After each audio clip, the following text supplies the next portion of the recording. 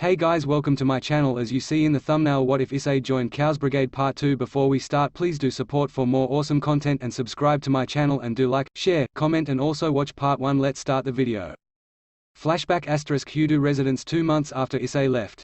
Everyone in the Orc Club was in low spirits. There has been 2 months since Issei left them and they have been looking everywhere to find him, but still they don't get even some sort of clue to let them know if he was alive. But anyway, they still try to find him. They must find him. But this is having a more negative effect on the club members, which were trying their best to find him.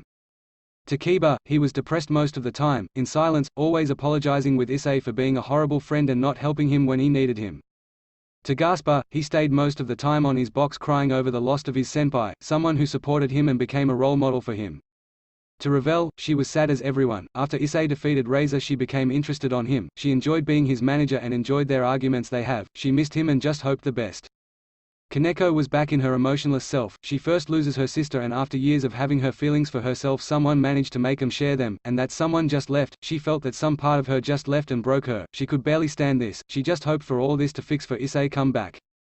Asia and Xenovia have been praying every day to make sure Issei came back safe and soundly. Asia had her eyes red after crying so much. Every day she cried. She thought that Issei left for something she did and for her he might be dead right now. Xenovia tried to calm her down the best she could but failed, because when she tried to calm her down she felt like lying, because just like Asia she somehow felt that it was her fault or the group faults. She honestly was starting to lose hope.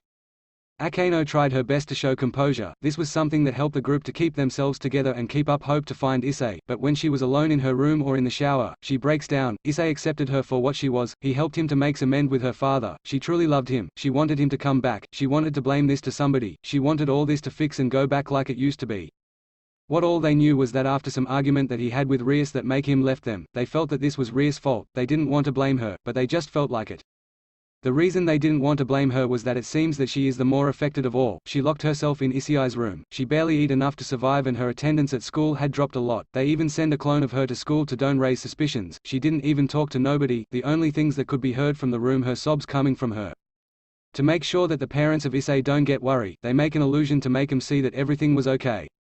But the bigger problem was Sirex. After some weeks after Issei left, Sirex was about to confirm Issei's death, but after some begging from part of Rias and her peerage, he agreed to give him 6 months to look for Issei. After that he is officially dead. There was one more problem to add. One person of the group wasn't present while all this happened, Irina. She was at a mission during the time all this happened. The only question left was, how will she react? 1 month later everything went the same for the rest of the month. Kiba depressed, Gaspa in his box, Ravel eating ice cream, Kaneko emotionless, Asia and Xenovia praying, Akeno trying to keep composure and having occasional breakdowns and Rias locked in Issei's room. Everyone was silent until the last member of the house entered. "Hello everybody, I'm back from my mission," Irina greeted happily, but when she saw the state that everyone was she asked confused, "What happened?" At this everyone was silent until Akeno spoke up, "Irina, this is not easy to say so please sit down." Irina at this nodded slowly and started to get worried. What was that everyone was getting worried? Besides she couldn't find neither Issei or Rias. What is wrong? She finally asked. After some seconds of silence, Xenovia told her, "Issei left us." Irina was shocked. "What do they mean that Issei left? What do you mean with that?" She asked. "That Issei left the peerage." Xenovia told her again, "But that's impossible." Irina screamed at her. "How did this happen?" she asked, almost crying. "He had an argument with Buku and then he ran away." Kiba answered. Irina was looking to the floor when she asked, "Where is Rias now?" "She is in Issei-san room." "But why you?" Asia couldn't finish the sentence because Irina rushed to Issei bedroom door. She didn't bother to knock. She just destroyed the door, surprising a crying Rias. She looked devastated. Her hair was dirty. She had some bags on her eyes and was with the same clothes from the day that Issei left and was still hugging the 8 pawn pieces. "Rias, please tell me what happened." Irina told the still shocked Rias. Irina was all that Rias could tell. She haven't say to anybody the total true about Issei's reincarnation. She had say to her original peerage consisting of Akeno, Kaneko and Kiba that she didn't make it on time and the rest she didn't told them the details. "Rias please," Irina was begging now. At this Rias decided to tell them the only reason she could think about Issei reaction. "When I reincarnated Issei into a devil, I say I didn't make it on time. The truth is that I left the fallen angel kill him to make sure he will join the peerage." At this revelation everyone was shocked. Rias let Issei die when it could be perfectly avoided just to make sure. I know that wasn't the best way but she got interrupted by the slap that she received from Irina. You whore." Irina screamed at her, "If it wasn't for you Issei would be here. If it wasn't for you, I could be with him. If it wasn't for you, he would be fine." After that Rias started to cry, not because the slap but because of what she is telling her is the truth. Because of her Issei might be death, the most important person in her life might be death because of her. She felt like throwing up. Don't you dare to cry, you have no right to cry, after all he did to you, you repay him like this. Irina kept screaming at her. Irina, that was Xenovia trying to calm down her friend down, but in response Irina opened the window and then she extended her wings, one of them was black, after that she left flying. Irina wait, Xenovia said after she started following her friend. Back in the room everyone was still getting back from the shock. Finally Akeno asked, Rias, it is true? Rias only nodded slowly. At this everyone but Rias left the room in silence. Irina wait, Xenovia screamed again hoping her friend to stop. If this continues she might fall. Irina, if you continue you will fall. Xenovia tried to persuade her. I don't care, was her response. They continue until Xenovia grabbed Irina and hold her by the arms. Let go of me. Irina tried to get free but failed. Irina, you will fall if you continue like this. Xenovia tried to reason. I don't care, all I wanted is to be with Issei, now I can't because of her, Irina said in the verge of tears. Irina, do you really think that Issei will want to see you like this? Xenovia snapped at her. No, then keep yourself together, you'll see that Issei will come back and everything will come back like it used to be. After hearing this Irina broke into tears. I miss him, she said while sobbing. Me too Irina, me too, Xenovia answered. After that Irina left both the Hudu residence and the Orc. She still went to Quo Academy to see if Issei came back. 6 months after Issei left, 6 months had passed and Sirex do it. He put on the papers that the Sekiyute was dead. Also after a long talk with Rias he managed to convince her to go back to school, even though she looked fine in the inside she was devastated. Orc room, Rias was seated on her chair when she told everyone about Issei. They were between angry and sad, angry because they were saying that their friend, Crush was dead, and sad because it is really probable. The first one to speak was Akeno. So what are you going to do? What do you mean? Rias answered. About this fake news, what are you going to do? Akeno asked again. Nothing, was her answer. At this Akeno slammed her hands against the table. What do you mean with nothing? You are just going to give up like this, after all he did? Akeno demanded. At the reaction everyone was surprised. Akeno, I don't know what to do, was Rias' answer. Simple, keep looking for him. Akeno answered. It isn't that simple, Rias answered. At the answer Akeno relaxed a little and said, Irina was right, you just used him. This was big blow for Rias that one of her best friends said that to her. She really didn't use Issei, she really loved him, more than anything, more than all his peerage. After that Akeno walked to the door and said, I'm going home. No one contradicted. After she left Rias dismissed everyone. On the way home Asia asked Kiba, do you really think that Issei-san is death? You could tell she was sick, worried. Aiz-kun is really though, I doubt he will go down like that, Kiba said with a smile, which managed to calm her down a little, but it also was to try to calm himself. Was Issei really death? Only time will tell. Flashback ends present-day Quo Town. A thief was running away in some alley during night, not from the police but from a man and a woman. He just robbed a house and the thing that more caught his attention was a teddy bear with some sort of gem in the neck. He knew he would make a lot of money with it. What he doesn't expect was two people telling them to give him the gem. He had a gun but there was something about them that told him not to mess with them, so he escaped into some alleys.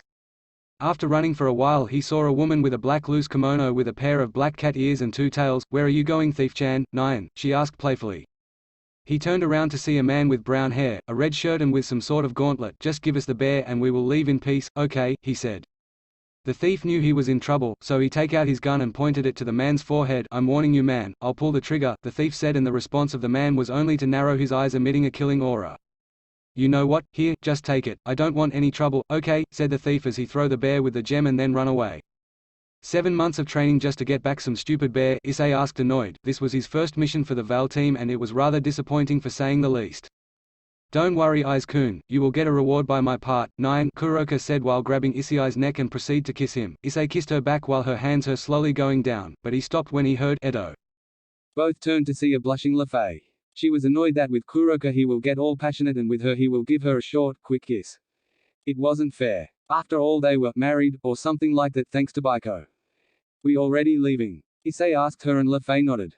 Well he will continue this on the room, 9, Kuroka said with a sexy voice which caused to Issei blush and Lefei to pout. That scene reminded Issei Akeno and Asia. For some reason he still didn't hated them. He hated Rias but not the rest. Maybe he should visit them to tell them he was alive. He will see later. Then the three disappeared on a magic circle created by Lefei. With the thief he was still running until he got in front of a blonde man who was in a school uniform and had a sword pointing at him. He was going to turn around but he saw a woman in school uniform also but with long crimson hair. We would appreciate if you gave us the gem, the woman said. At this the thief could only sigh. Look, I don't have it anymore. Some cat girl and a brown-haired guy took it from me, he said. At the same time a small petite white-haired girl appeared and asked, Nay-san, and then the blonde one asked why they would send Biku for something so small, and the thief said, I think she called him Issei. At this Kiba hit the thief in the stomach making him to pass out. Yudo, sorry Baku but if what he is saying is true, Issei-senpai is alive. Kaneko finished for him.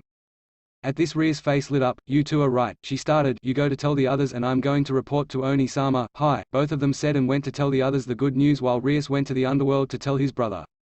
Hotel room. When Issei, Kuroka and Lefei arrived, they saw Vali seated on the couch and Issei went there to complain about the mission. "Vali, what kind of mission was that?" Issei asked him. "An easy but important one, Hudu," was his answer. "Care to explain?" "That gem is some sort of key to a weapon," Vali started. "We don't know much, only that is really powerful and that the hero faction want it," Vali said. "I see," Issei answered. "So we know where the weapon is?" "Yes," Vali said. "It is in some vault in some devil's mansion. The plan is to let the hero faction attack first and during the commotion some of us steal the weapon and the others distract and prepare the escape. We leave tomorrow during midnight." Vali finished and Issei nodded. "Now that all is clear, time for your reward, Nyan," Kuroka said, grabbing Issei and dragging him into the room. But before they could enter the room, Vali said, "By the way, I want to sleep tonight, so if you two wants kittens in the future don't make noise," Vali said. Kuroka pulled out her tongue in argument and Issei put a hand on his private's parts, understanding perfectly Vali's threat, so they decided to go to sleep this time. But before that, Issei had a mental conversation with Diedrich. "So are you going tomorrow? For what? To see your old friends?" "I don't know. So what is your plan for tomorrow?" "Probably just hang around and if I found someone I'll see how is he doing."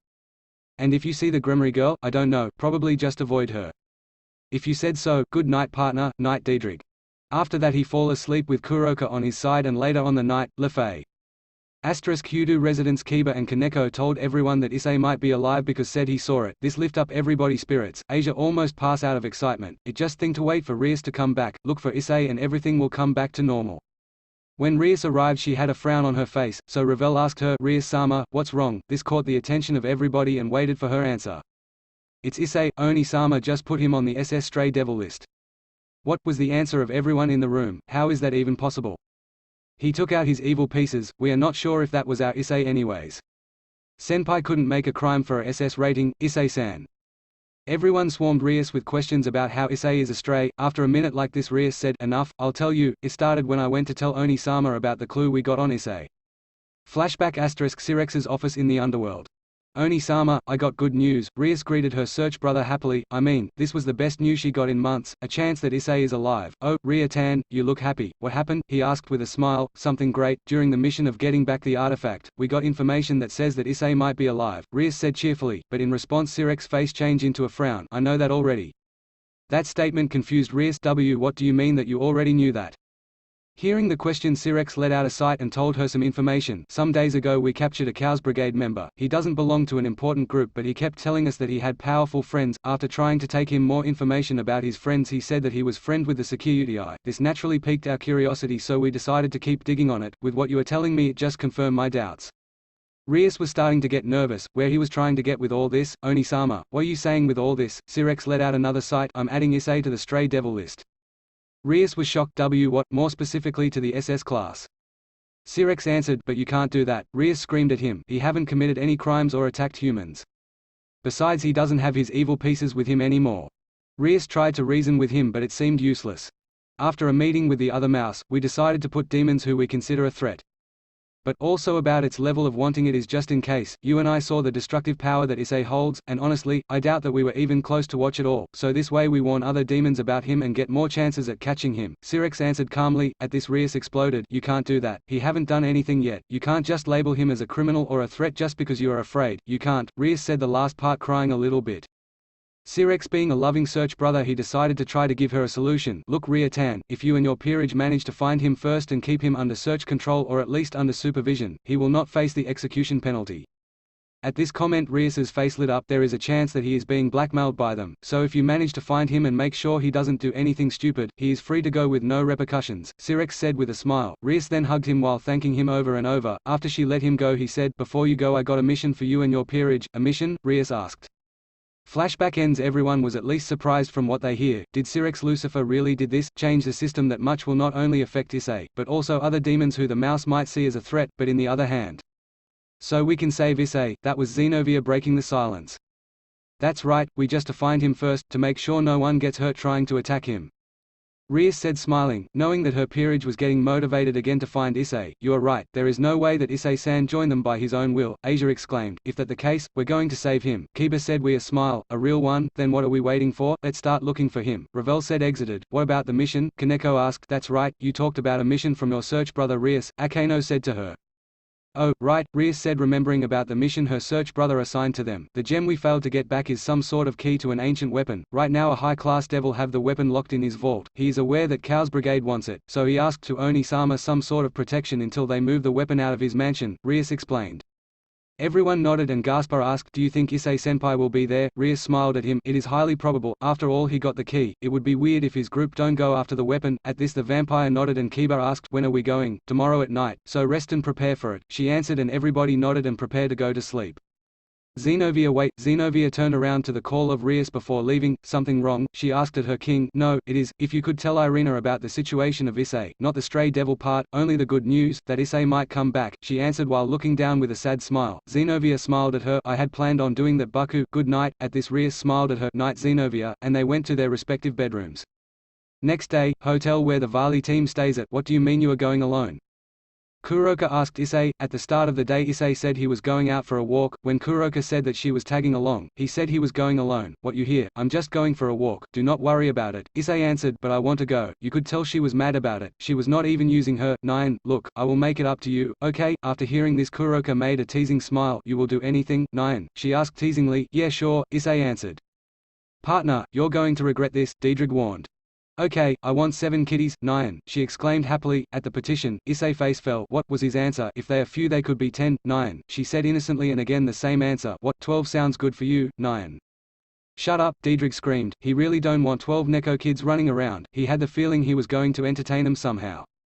"Don't you think you're exceeding yourself, Kuroka?" Biku asked with a smile. "I think I speak in name of all men. That 12 kids is suicidal," Arthur said. "Whatever. Where is Aiz-kun?" Kuroka asked. "He left when you weren't paying attention," Vali told her. After that everyone went to do their own things and Lefei said silently to herself, "I would like to have a baby with Issei-sama." While walking in the streets of his old town, Issei felt good. He remembered things of his past, the good, the bad. He didn't wanted to see any of his old friends, just because to avoid any questions. He isn't really sure what they did with him in the school during the 6 months. When he was walking someone called his attention. "Aiz-kun, is that you?" When he looked behind him he saw her eye widen. "Irina, is that really you?" she asked. "Irina, how have you—" He didn't end up the phrase because Irina hugged him. "It is you," she exclaimed. Issei was a little surprised by the sudden action and then he hugged her back. "The truth, he missed them a lot. It's good to know that some of them feel the same way." "I missed you so much," Irina said, breaking the hug. "I missed you too," Issei said, smiling to her. After that they decided to catch up. Issei told her that he joined Khaos Brigade and in there he got people of trust, who will not use him as tool. Irina was happy but at the same time sad. Earlier on the day she received a call from Zenobia. She told her that Issei is alive and for now, he might be in quo. She was happy to finally get some good news from him. But at the same time she was sad. If he joined Khaos Brigade by his own free will it will make it harder to get him back. What if he disappears again from her life? Issei noticing this decided to take her to some fun places, the arcade, karaoke, and to eat something. It was like a date. Irina being a strong believer of the church never had a date and Issei trying to hide himself only had a few with Kuroka in his time in the Vali team. At the end, both have a lot of fun. After all was over Issei walked Irina home. She told him that she moved out because he couldn't live with the same person that hurt you like that. It was an average apartment, with a kitchen, a bedroom, 2 bathrooms, and a living room. She offered him to come in which he accepted. After talking a little bit inside Irina's apartment Issei saw the hour. "Hey, I think it's time for me to leave," Issei said to his friend. "Oh, okay," Irina answered. Her face passed from a happy one to a depressed. Issei catching up with this tried to make her feel better. "Don't worry, I'll come back to visit next time I'm in town." Irina nodded slowly. When Issei was about to leave Irina called him Aiz-kun. The named looked back and say, "What is it, Iri?" He didn't manage to finish because Irina kissed him. It was a gentle kiss, with any sign of lust on it. When they broke away Issei was surprised. Irina, what are you doing?" He managed to say, "Kissing you. You didn't like it?" She asked sad. "No, that isn't the thing. Are you not going to fall because of this?" he asked worried. He knew how important being an angel was for Irina. He didn't want her to lose something so important. At the question, Irina face lit up. "Don't worry Aiz-kun, I have it all cover," she exclaimed confusing Issei. "What do you mean you have it all cover?" Still smiling Irina told him the conversation she had with Michael. Flashback Irina asked Michael if he could come to talk about something important. Michael got worried about this, because he knew that Issei left and that he and Irina were real close friends. He was already expecting that she would call him, but he didn't know how the conversation will go. When he got there he saw what he expected, a depressed Irina with red puffy eyes probably because of crying, and a messy look. Michael put his kindest smile and asked, "So what do you want to talk about?" "Can an angel love a demon?" Irina asked. This caught by surprise the leader of the angel faction. "Excuse me, if an angel can love a demon?" she asked, but this time was more like begging for him to say yes. "Is this demon named Yudu Issei by any chance?" he asked, already knowing the answer. This surprised Irina. Do not worry, I know that he is destined to do great things, so I like him for that. Michael calmed her down. Back to your original question, do you truly love him? He asked the angel, which nodded her head in affirmation. In that case, yes, Michael answered. After God's death a lot of things change or got broken. An example are the holy demonic swords that Yuto Kiba created, so if you truly love him with no lust desire behind it, then yes, you can. Flashback ends. Issei after hearing this was surprised. That much have things in heaven had changed, but it was almost midnight and he had an important mission tomorrow. Irina, I still need to go, but don't worry, I'll come back. Irina's face fell a little bit. You promise? She asked like a little kid, which make Issei smile. I do, after all is said and done, I'll come back here, just wait a little bit more. Irina smiled at her answer. Fine, I'll wait here for you, just make sure to come back alive. Issei nodded with a smile and left. At the streets of Quo Diedrich decided to talk to Issei. Well, that was unexpected for saying the least. You can say that, partner. And this promise, are you going to keep it? Of course, she was my first friend, besides, she doesn't have nothing related of what happened with Rias. I see, partner, in that case good luck with it. Hotel room. Issei got to the hotel room where the rest of the Vali team was staying. When he got there, he was greeted by Vali. You're late? Well, hello for you too. Besides, I still got 1 minute before midnight. At his rival answer, Vali could only sigh. Whatever, we're leaving now. Lefei, knowing you would be late, made your baggage. Issei nodded and then they went to the main room, where Arthur and Lefei had made a magic circle to get them all to their objective mansion, but they didn't know that a red-haired princess and her peerage were there too. Friede Manor. Rias' peerage arrived at the Friede Manor, place where the weapon was located. It was owned by a high-class devil named Enzo Friede. Enzo was a fat man, with black short hair. He was wearing a black tuxedo with a red tie. He had a black fedora. He had some golden rings and a gold watch. He looked really nervous. Good day, my name is Rias Gremory and this here is my peerage. We were asked from Sirex Lucifer to protect you until the weapon is taken to safety. Rias greeted the man, which only nodded quickly and then said, okay. Where is the rest? He asked nervously. Rias tilted her head in confusion and asked, what do you mean by the rest? The question shocked Enzo. Don't tell me it's only you. A terrorist group is targeting my house and they only send school boys. I'm search doomed. This annoyed Rias but kept her cool. Don't worry, we are more than capable to handle the situation. For our sake, let's hope that, Friede answered, inviting them to come in. The mansion was a classic Italian one. The decorations and furniture all looked to come from Italy too. They got to the main room where they sit and some maids bring them drinks of their likes. After some moments Kiba asked, excuse me Friede-sama, but how does the weapon looks like? I have been wondering the same, Akeno said too. Friede drank his cup of wine and said, it is actually really disappointing. It is a full black two-sided spear, with some sort of container in each side and have a small space in the middle. Is more, it is even lighter than average spears. After saying that, he drank another cup. This confused the orc. Then why does it needs a key? Rias asked. If what the man said was true, it would only be a close combat weapon. I don't know, Miss Gremory, and frankly, I don't care. The sooner they come to take the weapon the better, Friede said, and Rias nodded. With the Vali team, so what's the plan? Issei asked to Vali. The following, we're going to divide in 3 groups of 2. Arthur and Lefei, you two work on the escape route. Create a magic circle to carry us all out of here and make sure to hide your presence. If someone sees you, make sure they don't warn anybody. Vali said to the Pendragon brothers, which nodded. Issei and Kuroka, you two distract both, any type of security that there is and the members of the hero faction. Vali said, looking at both of them, and they nodded in affirmation. Biku, you and I will take the weapon. It looks like a two-sided black spear. All right. Looking now at Biku, which nodded and asked, Sue, when are we going to do this? After that a loud explosion was heard from the mansion and Vali said, now. With the orc, a large explosion happened in the upper floor which caused Enzo to panic. Oh no. They are here. I need to hide. I need to take my fortunes. I need to relax. Kaneko deadpanned him. That's right, Friede-sama. Nothing is going to happen, that's why we're here. Kiba calmed him. That's right, Rias said. Do we know which faction it is? She asked. It seems that the hero faction, Akeno informed her. Very well. Akeno, go in the sky and take them more you can with your lighting, also inform us where they are going. Kiba and Zenobia, guard the entrances of the mansion. Make sure no one of the hero faction come in. Koneko and Asia, you two and me will protect. Everyone understood. Hi. Everyone but Friede exclaimed. When they were going to do their respective tasks, someone called them from the ruins of the second floor. Wait. Everyone looked at the figure and gasped. Rias muttered, no way. Flashback. With Issei and Kuroka. When the group of the Skoyute and the Nekoshu went to do their part of the mission, they felt a presence. A familiar one. Shiron. Kuroka muttered. Rias. Issei said. They knew they were going to have some security in the mansion. But they didn't expect who. And definitely they didn't expect Rias Gremory's peerage.